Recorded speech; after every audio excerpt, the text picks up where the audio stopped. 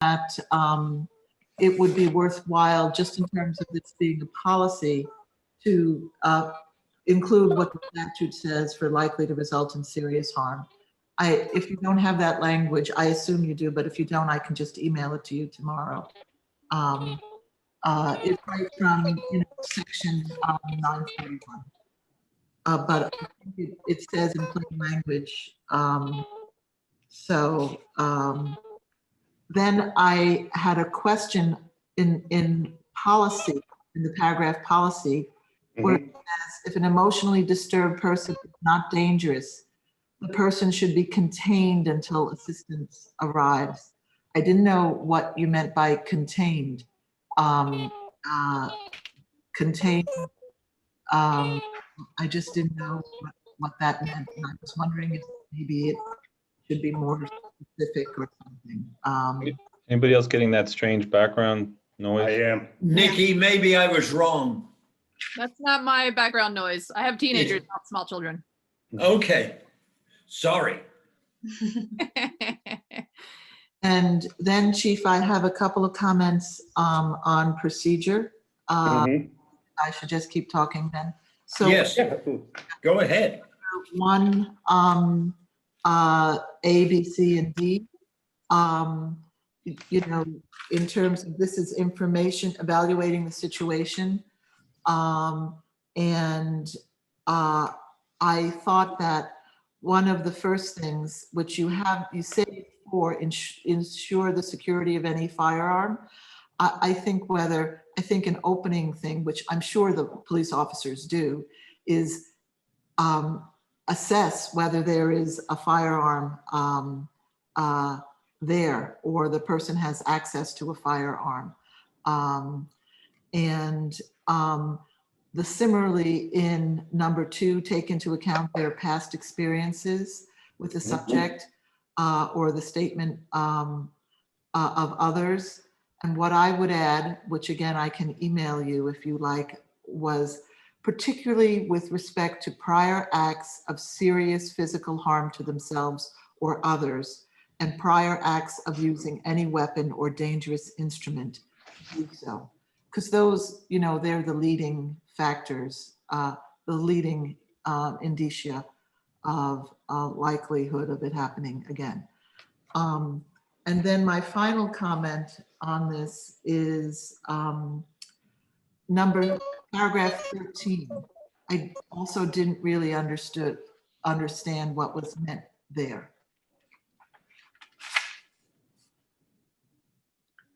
I didn't know if you meant like police officer has gone in the ambulance, which was discussed in the one before, or the police officer has the person in the car. Time out real quick. I'm sorry to interrupt you. Andrea, yeah, I think it's coming from your computer. If you could mute. She's muted. Okay. It kept going up yellow. I don't know if anybody else heard that. So I think whatever is meant, it needs more clarity, because it's not obvious to a reader. It wasn't obvious to me. So. Okay. Thank you. If you could please email me with what the recommendations you just put. I will. I'll do it tomorrow. Follow up with everybody. If you want to email everybody in the group, so everyone could be on the same page, and then I'll do the same with responses and change the language, etc. Okay. Thank you.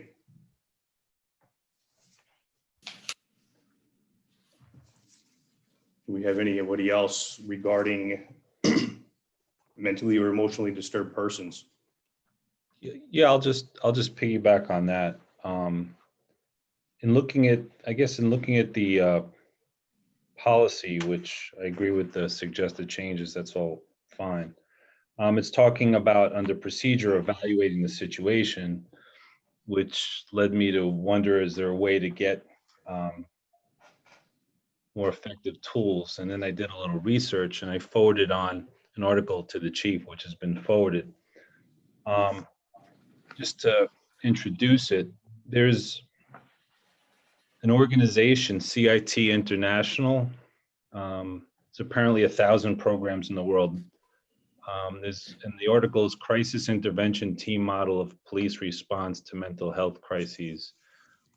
The bottom line is there's a online training program where officers in a department can get certified in various areas where they can better identify signs and symptoms of mental illnesses, mental health treatment, co-occurring disorders, legal issues, and de-escalation techniques.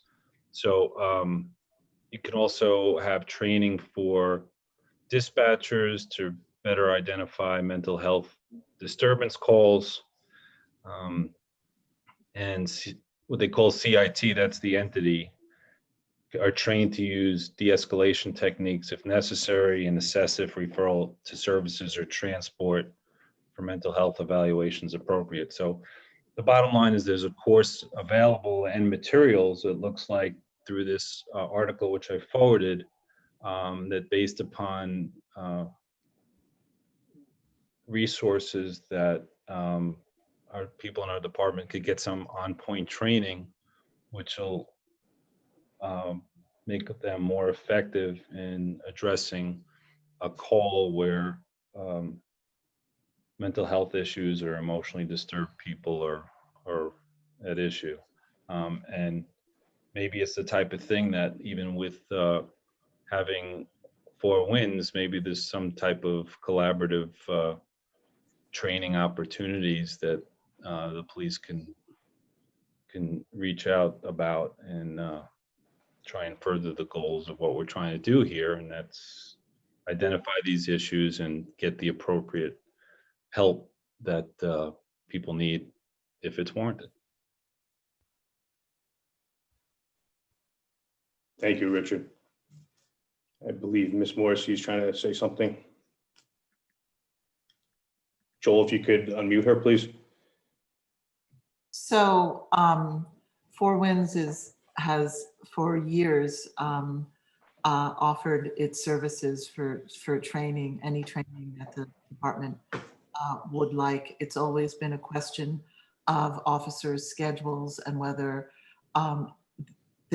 believe me, at no cost to the department from the hospital, but of course it's salary costs, et cetera. We've had a couple of things in the past, but we are always available. And when I've met with Chief Alfano in the past, he knows that we're always available. So something online might be a little bit easier to for officers to do on their own. But again, it's always a question of cost. Yeah, it looks like the way the CIT program works, they ask for volunteer officers and then you could do the entire program online. It looks like there's a link towards that. It's relatively new. Richard, is that training DCJS certified with New York State? Because that's one of the things that we have to abide by as well when it comes to certain training curriculums. No idea. I just had the article. There's different links. I guess there's something that could be, I can go on their website to see if there's anything tying into any departments in New York, and that would, I guess, follow the trail to see if there's a DCGS certification. Okay, because take a look at that. Sure. We do have, and just so everyone's on the same page, we do have in-service training every year, which covers various amounts of training that the officers have to go through. And that's in-service training that goes down to the Westchester County Police Academy. So 2 days, and they cover mental health, domestic violence, use of force, any legal updates, et cetera, et cetera. So anything extra, like what you're talking about, Richard, is a plus. And if Four Winds is willing to give us some training, because I usually budget for all hands meetings and where we have our own domestic violence training and everything else. So that'd be great if we could get some extra training on top of New York State DCJS standards. And I would definitely take you up on that offer, Ms. Morrison. Yeah, I'm thinking the best idea maybe we get some feedback from you if there's any kind of patterns emerging from calls over the last year as to either any kind of opportunities for training that you're getting feedback from officers. I keep having this type of thing and they don't feel equipped, and then the training could be focused in an area that the officers feel they need. Okay. Actually, you just brought up a good point. I have some statistics in front of me that I'd like to share. And this is just, a few items, not everything.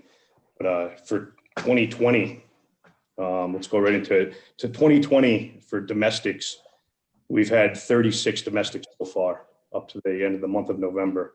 2019, we had 25. 2018, we had 20. So that's a 44% increase in just domestic violence this year alone, and we still have one more month.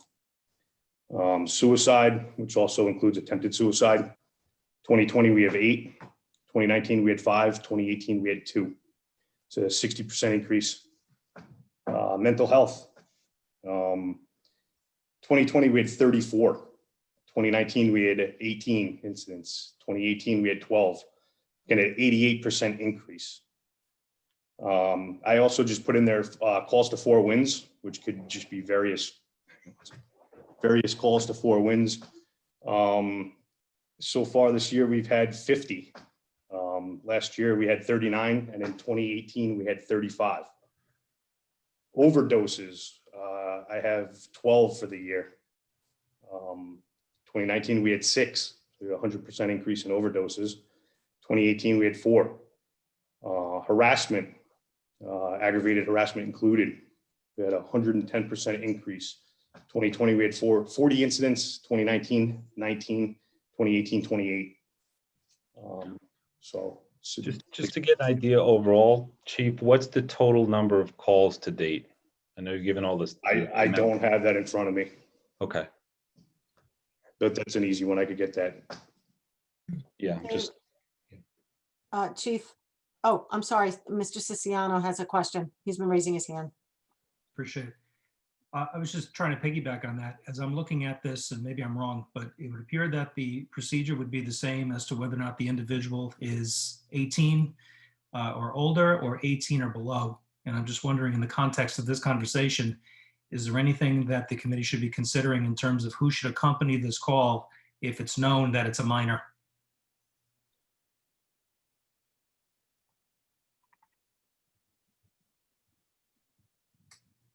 I'll look into that, Stephen. I'll get back to you in the committee. My question is, I'm assuming that whether or not a call involves a mentally or emotionally disturbed person comes to light at different points in time. I would assume that the 911 call itself, someone says there's an issue with the person and they know that person has an issue. But maybe you could describe, what happens when you go to a 911 call where it's not reported that it is a mentally or emotionally disturbed person involved. At what point do you determine that? What factors come into that? And when, what I'm saying? Like when is it that I guess I'm just looking for a little bit of a different case scenarios as to when that factor comes to light, the different points of time when that factor comes to light and how you approach that situation differently with each circumstance. Okay. Do you want to tell?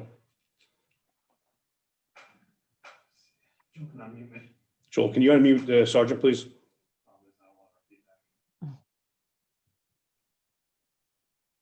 Okay, Andrea, from what I understand, what you're trying to say is obviously a 911 call is just initially what gets us to a scene. Obviously from there, we're going to investigate it. Many of these type of calls aren't resolved during that initial response. There's a lot of follow-up done by our department. There's a lot of resources that are used throughout the county to follow up. What we're discussing as far as actual statistics of calls, the initial call that's a very short window into what each of these incidents turn into. So like, I guess you're trying to say at what point do we go from responding to it becoming a mental health type incident? Right. My point is you guys don't always know what you're walking into. It's like you don't know when you're driving to a scene that it's necessarily involving a mentally or emotionally disturbed person, because there's been a lot of conversation, I think the last meeting and in prior meetings around the town about having like a social worker ride along or, something of that nature. And my point is that when the police department responds, they don't always know ahead of time what the situation will involve or what it needs. Oh, most definitely. I mean, someone. Is this a feedback on it? I don't know. Hold on. There we go. That's the problem with the chief and I being in the same room. So yes, like you're saying, I mean, someone calls us to a scene. So obviously they're the ones requesting the help. As most of you know in the committee, we have those resources throughout the county that we use. I mean, that's something we've already discussed as far as county mental health, and we do use it on a regular basis.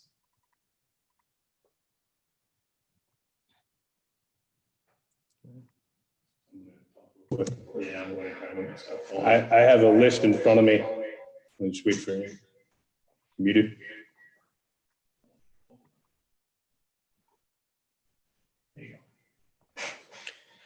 I have a list in front of me for mental health resources as well as domestic violence resources and chemical dependency services that are available. I mean, it's a significant page. I could run through all of them. As far as mental health, because that's the topic we're actually on right now, we are assigned by Westchester County two individuals, Desh Edwards and Mark Giuliano.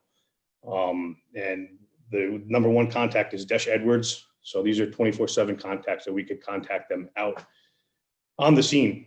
They provide their cell phone numbers. So it's kind of like a hotline that we could call if we have any mental health questions at the scene. Also, we could follow up. We've worked with social services numerous times.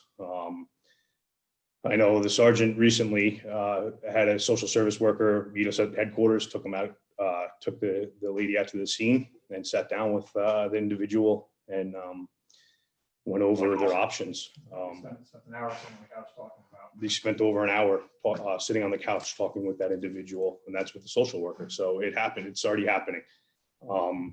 And the same thing with domestic violence. Patricia, we could go into that in the next session regarding domestic violence with all the services that we have already. Chemical dependency. Again, we have all your local hospitals. You have Arms Acres, Lexington Center, Four Winds, same with mental health. So we have all these resources. Every officer has this whole list of resources, and we do utilize them. We do follow up subjects with overdoses, mental health issues, and we do provide them with these. Dave, how many of Go these, back to Andrea's question.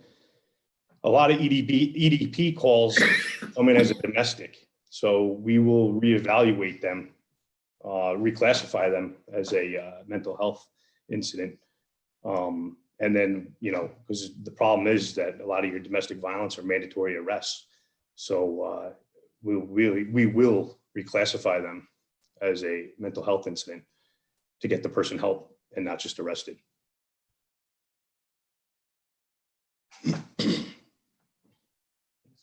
Dave, how many of these calls that you go on are repetitious?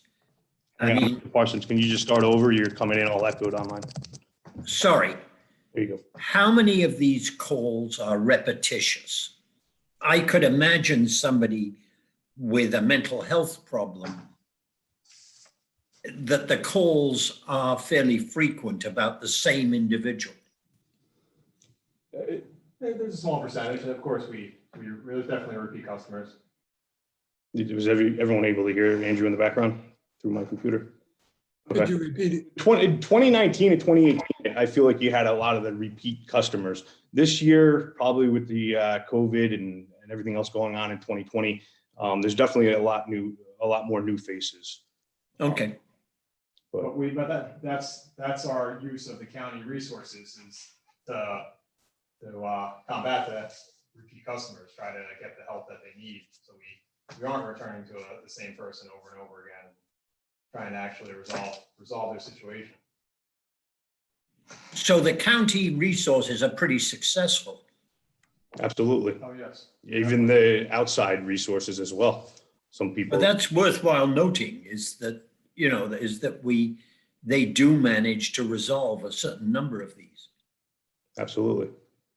And once again, we are called to the scene because it's a 911 call because somebody's life or property is threatened. You know, again, they called 911 because they're in fear. You're not going to send a social worker into a scene when tensions are high and emotions are high. So we'll secure the scene and then we get them the resources that they needed. Now, that's fine, I assume, during daylight hours, but how about in the late evening? We still have, you still have your 24/7 contacts for the social workers with the county. Okay, Before the two gentlemen, as well as you have Northern Westchester Hospital, you have Westchester Medical Center, you have Norwalk Hospital, which all have intakes. So we would transport them with either Vista EMS or LVAC, and they would transport them to the appropriate facility. And we would either follow or ride with the ambulance. okay. Anybody else on mental health? I have a couple questions. Sure. I'm just curious. I mean, I have some conjecture type comments, not hard data comments, and I'd rather be in the hard data line, but I worked as a chaplain at Westchester Medical Center in trauma, right? So I hear what you're saying about you don't send in a social worker, but they would send in a chaplain sometimes as part of a team to try to de-escalate.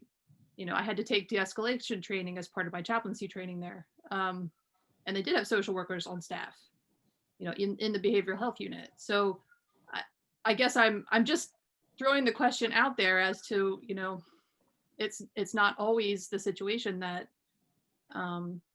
that someone other than police can respond to de-escalate a situation, in my experience. So I just I understand what you're saying, Nikki, but I'm sure those people that are already in those hospitals have already been dealt with, the police already dealt with them and dropped them off to that facility, is what I'm assuming. Or they're in a lower classification. Right. Sometimes these were people that were in, you know, in the trauma bays, for physical medical ailments, and then a mental health situation would erupt. But yeah, you're right. Sometimes they were coming in as mental health patients. Agreed. Yeah. Miss Morrissey has her hand up. So what I would say is and I think perhaps this is what you're also saying, Chief, is there's an enormous difference between environments, and the unknown environment really requires a show that having people show up in uniform and in confident, calm, but authoritative manner that is assessing in an environment where you don't know what is there. I mean, in any of the hospitals or ERs or whatever, that's controlled environment in terms of if you have access to weapons, if you have access to substances that you can spur of the moment ingest. So it's really a different type of situation. Not to say that de-escalation techniques aren't useful for everyone to be trained in and to use. And I know with the crisis intervention teams that sometimes accompany the police officers, that's what they're doing. But the big difference is the dangerousness of the environment. And the reason why it's dangerous is because it's unknown. Absolutely. And family members, when you go to somebody's house, it's more of a territorial. Even family members will rile up subjects as well. So it's, like she said, it's the unknown in a uncontrolled environment. Mm-hmm.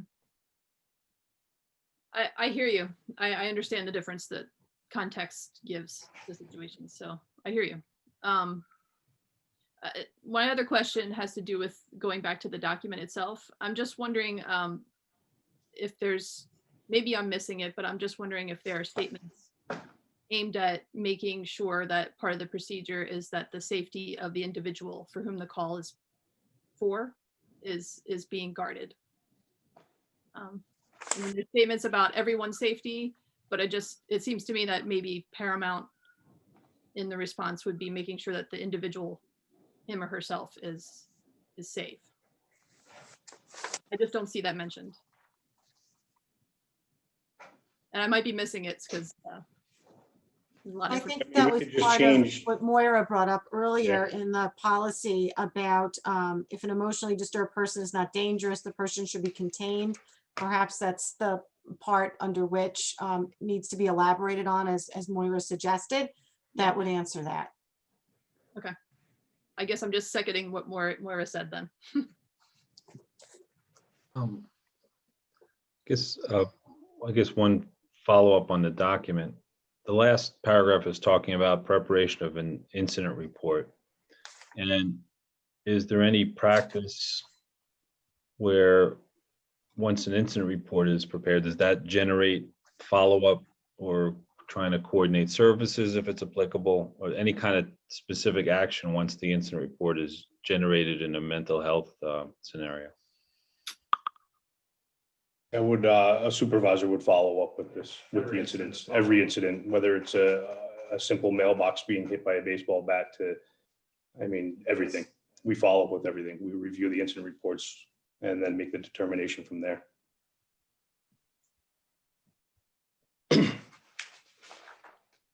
Back to Nikki as well. We could change number 3 in procedure as well. So it says ensure the safety of others in the area of, you know, the subject and the safety of others in the area. We could do something like that as well. Yeah, I mean, I know some folks are, some folks suffering from an incident are indeed, tend towards a violent reaction, but not everyone does. So I just want to make sure that we're covering all categories in your documentation. Absolutely. Anybody else? I just have a question about number 8. Arrange for the assistance of crisis intervention if possible. What would be the factor where it's not possible? What's the scenario?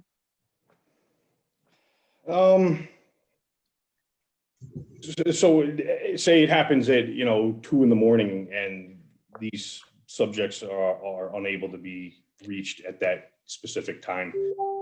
We would end up transporting them obviously to the hospital and then follow up with them in the next available time. So a supervisor would contact either Mr. Edwards or Mr. Giuliano at a later date. Okay. I'm sorry. Oh, I apologize. Miss Edwards. Are any of these procedures changed if you were called to a school, whether it was middle school, high school, or elementary school? That also goes back to what Stephen brought up, and I'm going to look into as well. But as far as dealing with children, we would, our youth officer would be available. He's trained as well as our sergeant in juveniles. Anything in the school, where the school's gonna be involved in any So- interaction within the school setting. Exactly. So your school already has social workers and guidance counselors that would be made available. So once again, the police, if he's violent or he's causing a disturbance and they need somebody to subdue him or, take him into, just calm him down, de-escalate the situation. And then we could get, the help, whether the school wants to take it, get the parents, over there. And that's what we're basically going to follow the school's guidance.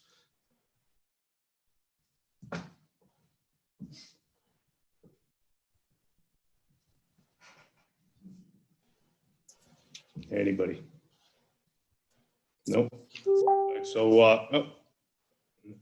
no, that's it. All right, so let's gonna move on to domestic violence.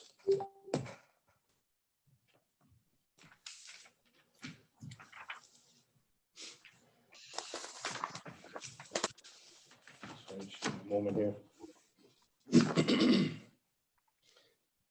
All right, So violence, if I could just start on that. absolutely. So I wanted to understand under 2E, what would make interviewing the available parties and witnesses separately not practical? Exactly. So it's one officer responding by themselves, which is a huge problem for Lewisboro police. as we only have one officer working. Okay. Safely separate. So if we're going to separate the individuals, it's kind of a officer safety concern, because Right. you're not going to have them be on their own in a separate room, or, you know, access to weapons. You still have, there's the unknown, and that's what you're trying to figure out and assess the situation. So should there be a sentence on there that just to ensure, in terms of addressing that, in terms of the safety of the officers, just that states when there's more than one officer that responds, that sort of just clarifies it? I feel like if practical sort of is a little too loose, when we're really trying to do is hedge safety of the officer. Yeah, I'm just going to jot that down. Section 2.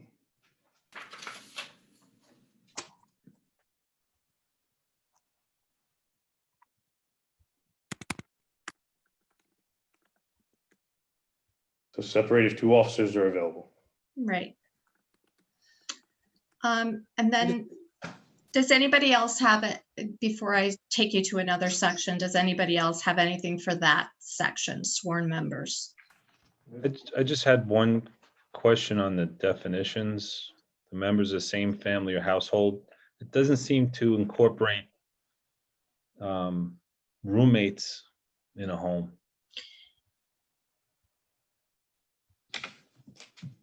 They wouldn't, is there, I think because you, Chief, I think it's because you focused on intimate partner, right? Yes, correct, because that's what domestic violence usually falls under. So you can be 2 roommates, but not have an intimate relationship. is Right, where he's right. going. Shouldn't have just any of these procedures, if you have any of these procedures going to come into play. That's what I'm saying. That's not included. That's my point. It would, well, that would be a different subject area in the department manual. Okay. Yeah, it'd be a disturbance or a, whatever the case may be. It would just be another call. It wouldn't be categorized as a domestic violence. Fair enough. Okay. There's no relationship. Gotcha. If we could go to family offenses. Okay. In the paragraph, it states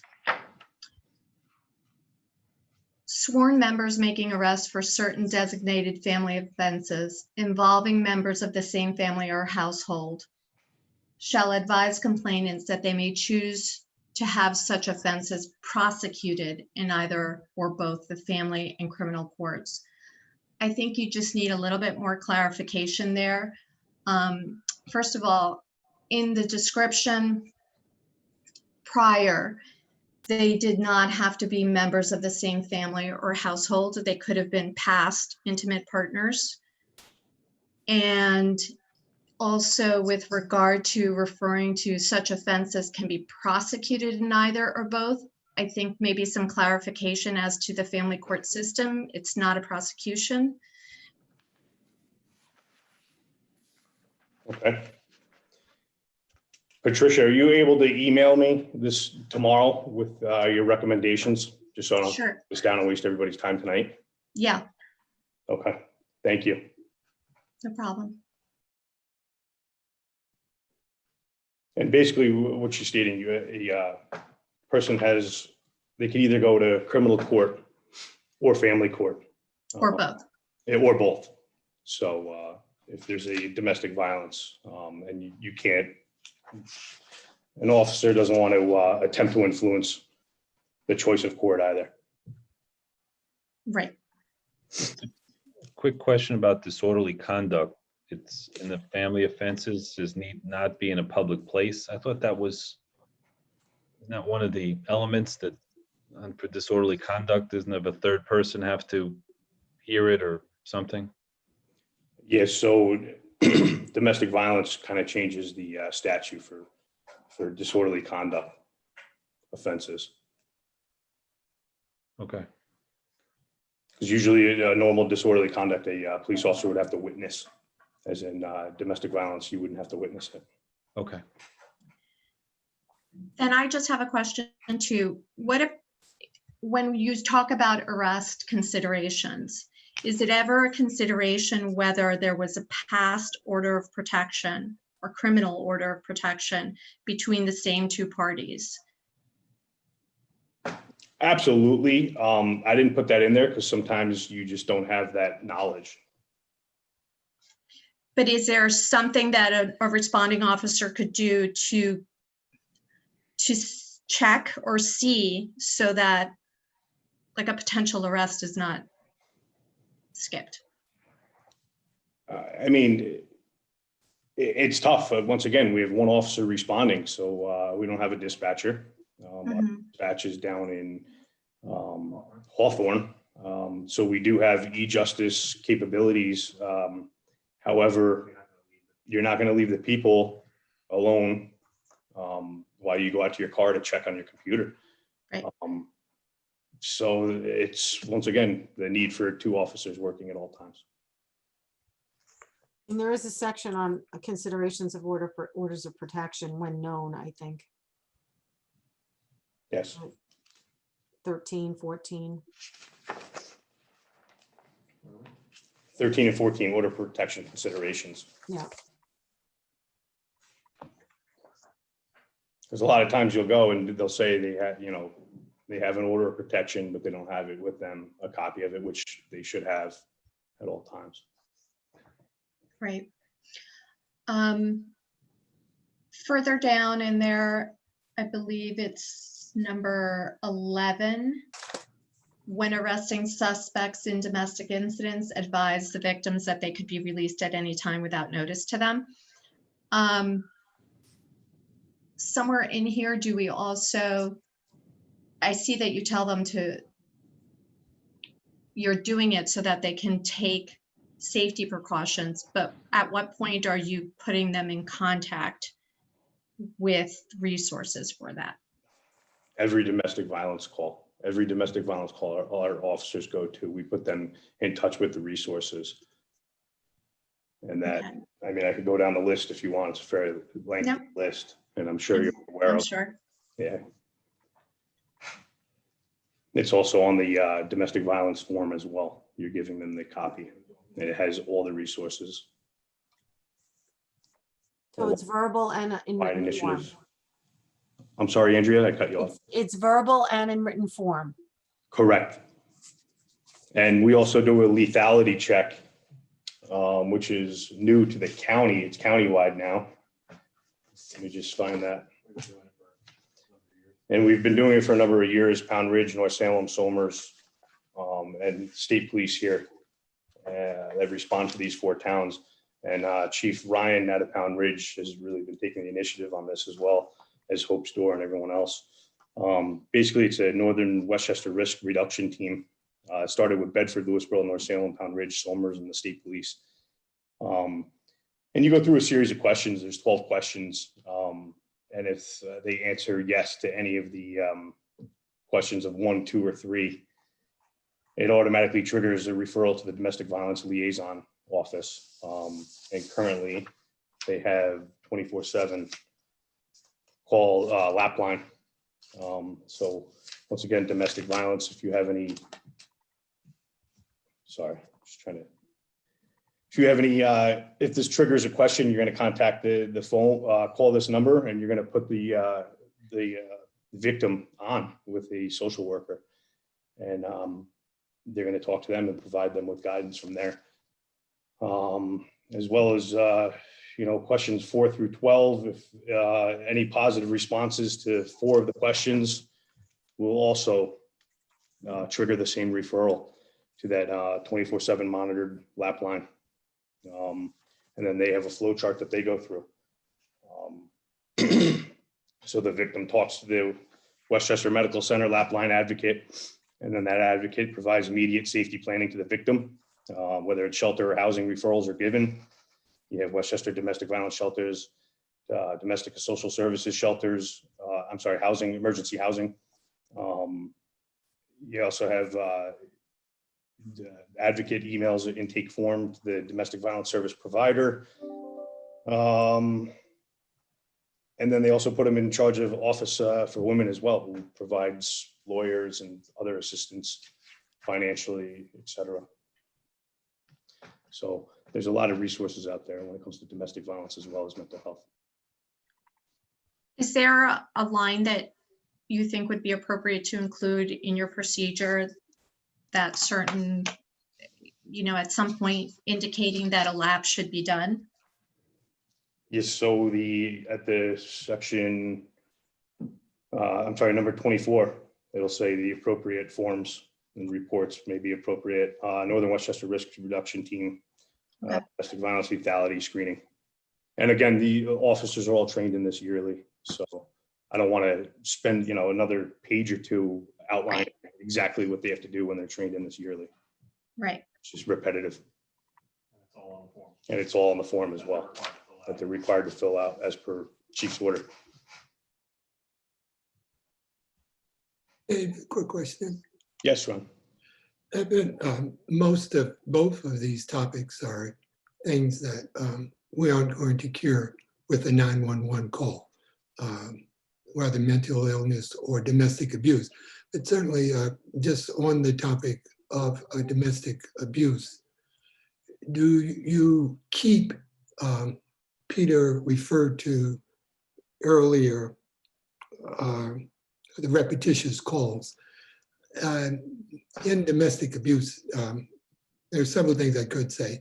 I think the schools are really, the teachers, if they are really teaching the whole kid and not the subject, are also another line of defense. But I don't know how that would work in with the police department. But you would be surprised at how many teachers are the original reporters, because kids talk to them and they do that. But I'm also aware of the reality of the situations. A lot of principals don't want to have the teachers called, even though that's a violation of state law for them not to, if they think something is wrong. But what I'm trying to say is that I'm sure there are minds at the county greater than mine who, when you get a second or third domestic abuse call, the odds are that's been going on for years. And even if the person is not arrested, I'm wondering if someone at the county, somehow that's flagged, that that's a household where that woman should be made aware. Because many times what I learned from my wife over the years, she dealt with that during part of her professional career. The women are afraid and the children are afraid and they are embarrassed. And when you get the call, she then may not want to refer for a lot of reasons. Economically, she's afraid she has nowhere to go. He's holding finances over her head. He's holding fear of violence over her head. So she's willing to lie. She may just feel that she has no out. And I am just saying that in calls like that, somehow the county or something, if any police department is, I would say, I'm just throwing this out there for me. If in 2 years you get 2 domestic calls to the same house, social workers or some people should try to find the other partner, at some time to make them aware that, your life is not coming to an end, and don't let this man hold this over your head, that you have nowhere to go. I'll take the kids from you, I'll kill you if you say anyone. I've seen things like that and been part of that during my school career. And if I must say so, even within my church here within St. John's. So, this goes on, and not to talk about it. But I just want to be clear, calling the police there at a 911 in this town where the officer, may go by himself. I was pleased to see that you try to call the state police or someone, because to have this person walk into a scene, the first 10 times maybe, able, but the 11th time you're putting your life on the line and you don't know what is going on. And Lewisboro is as heavily armed as any other place. I would be surprised if there wasn't a gun in everybody's home. Absolutely. And there are new protocols as well when it comes to taking weapons out of the home temporarily until we kind of reassess the situation. So that law became effective November 1st. And that's that highlighted section that I'm still trying to get some more clarification. I've reached out to the ADA's office regarding that section that was highlighted in the domestic violence handout that I sent everybody. But you're absolutely right, Ronald. Again, this is what we're trained to do. Every year we go over this. I know my officers, when they respond to a domestic violence incident, sometimes you could tell that the victim, that there's more to tell and they're not giving out this information because of what you explained. So we do take that into consideration. And whenever a lethality form is filled out, which is basically any yes to those 3 questions or any of the 4, the next day, a supervisor or a domestic violence liaison, which is actually Officer Hulse, will follow up and they will call the victim the following day and ask certain questions. We will also, if it's an arrest was made, and there's a temporary order of protection, we will provide house checks. Every shift we'll drive by the home. We'll show a presence just driving by the home itself, note the suspect's vehicle that was arrested, and have all that information so everyone's aware of in our police department. Yes, Andrea. So could you just explain the difference between the laws that exist now and how this would change? Because being a criminal defense attorney, I know that when someone is arrested on a domestic violence charge and they're arraigned, which is typically within 24 hours, that a temporary order of protection is issued. And one of the conditions of that temporary order of protection is the surrender of firearms and weapons. So the addition of this new law as of November, how does that change or alter, or how is it different from the order of protection? I'm still trying to figure out and get a little more guidance on that one, Andrea, because it's still, I literally found out about it November 15th. So I reached out to the district attorney's office, and I'm sure, the holiday and everything, it was just a delay in them getting back to me. So I'm trying to get some guidance on that new law. Okay. But also to elaborate on what Andrea was saying as well, if there is an arrest made, you do arraign the person, no matter what charge it is. So we would take that person into custody, arraign them before a judge, and that judge would issue an order, a temporary order of protection, which would be a full stay away from the victim. And again, surrender all firearms, weapons, et cetera, et cetera. It'll be outlined in that TOP, which is a temporary order of protection. Copy would be given to the victim. They'd be followed up with that exactly what happened after the arraignment. And we'd go from there. And again, another reason why there should be more than one officer for processing an individual. It's just absurd that one police officer is going to be making an arrest, bringing them back to headquarters and processing them, where you actually have to take handcuffs off them to fingerprint them. Almost everything we're saying, without being explicit, assumes this is an incident between intimate partners or partners of some kind. How often is domestic violence directed at children?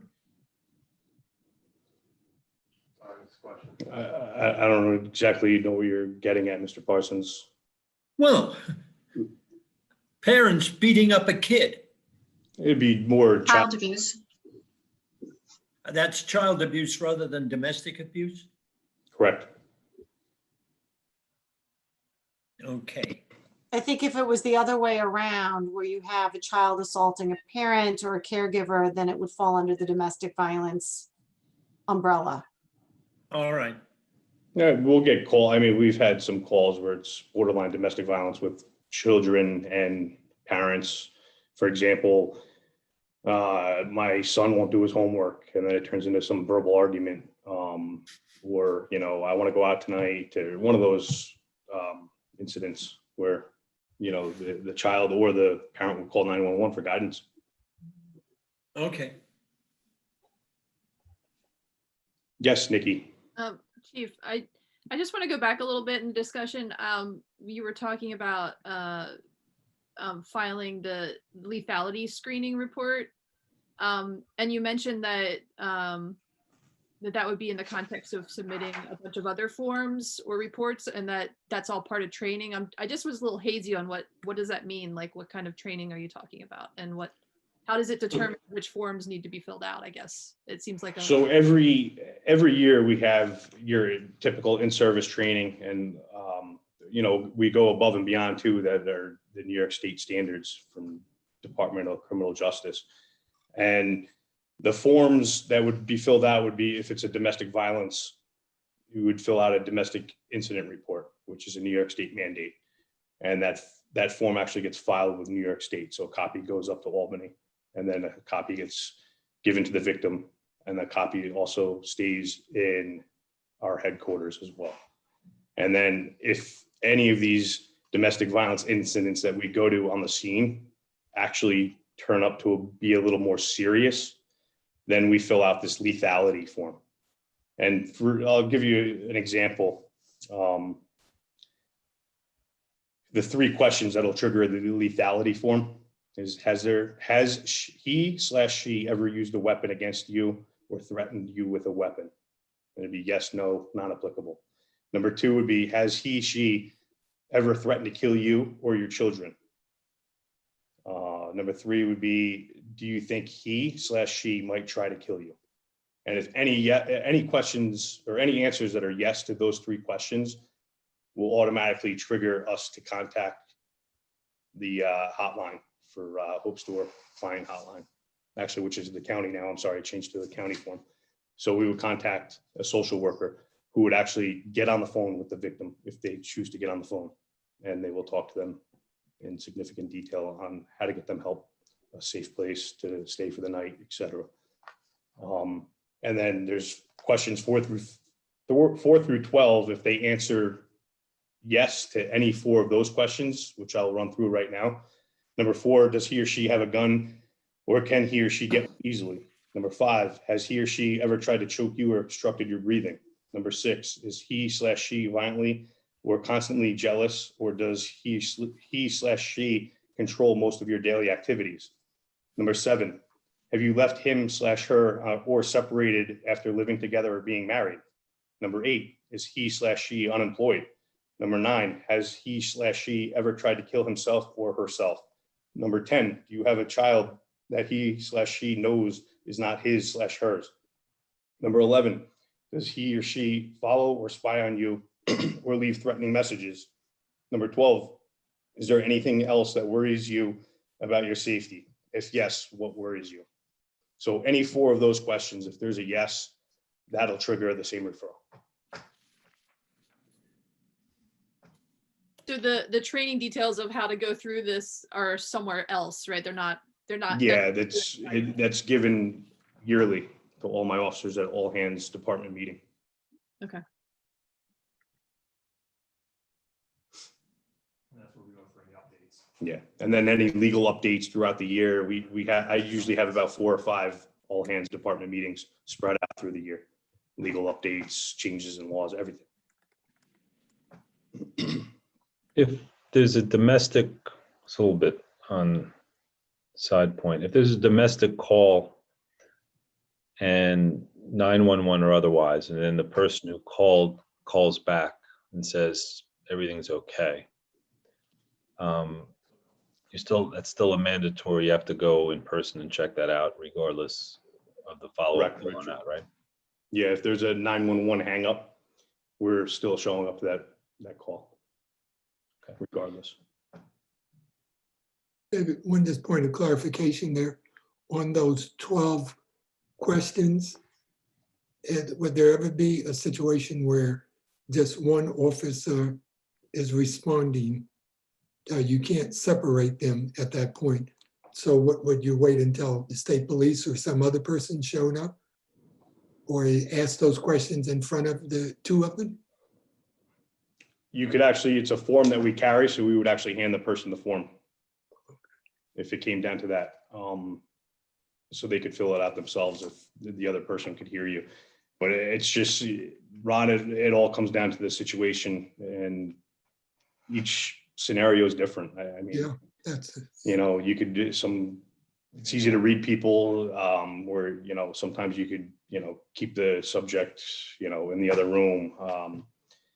You know, a lot of times you contact dispatch and find out what the ETA, which is the estimated time of arrival of a troop to the scene, is. I mean, I know when I'm working during the day as a chief, I will drop everything I'm doing and respond to the call that my one officer's out there. Because, I mean, that's just me. Because I know sometimes it could be in a timely manner. You know, these are hot topics. So you don't want anything bad to happen. You want to get people help as soon as you can.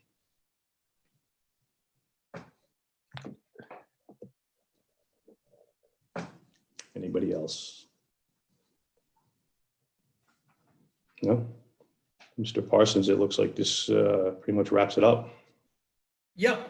Anybody want to make any general comments? Otherwise, we can all go home and try to avoid COVID-19. I have a Oh, question. Andrea.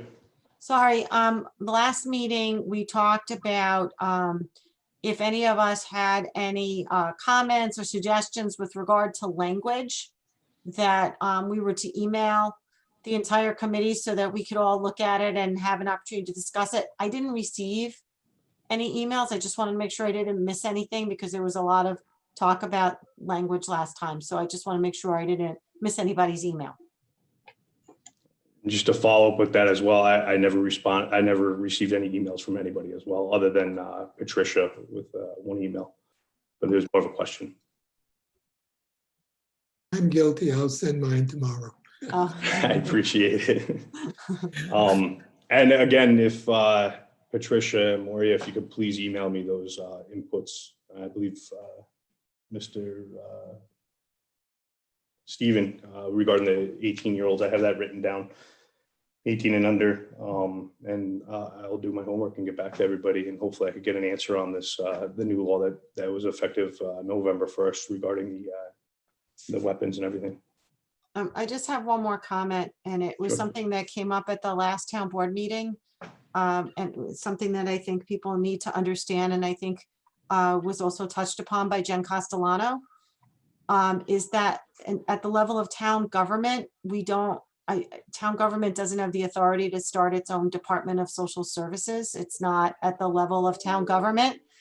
We need to take that into consideration when we're looking at reviewing our policy and procedure, that social workers and social services and things of that nature fall upon the county and the state, to which Dave has indicated our police department is well tapped into.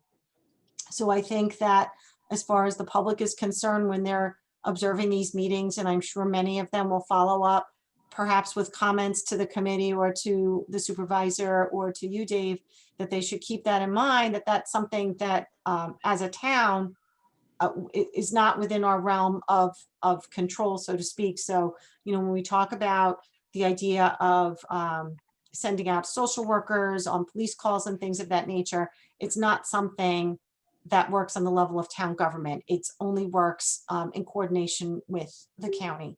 So that's it. Not even in Harrison? Not even in Harrison. Because Ron might try.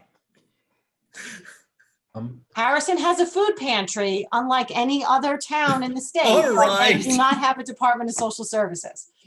All right, I'm having fun if you didn't. Yes, know. you are.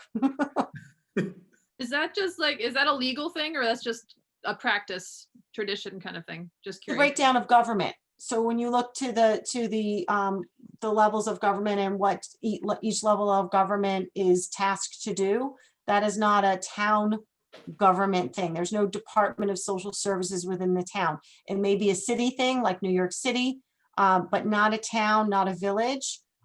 In our particular case, it is county. I mean, there's no provision in the town law is what you're getting at. I think. Yes. Yeah, that the town is regulated by state law, Yes. which pretty clearly sets out what we can do and can't do. And our biggest area of complete control is probably use of land or land use. But after that, then it gets more iffy on the whole.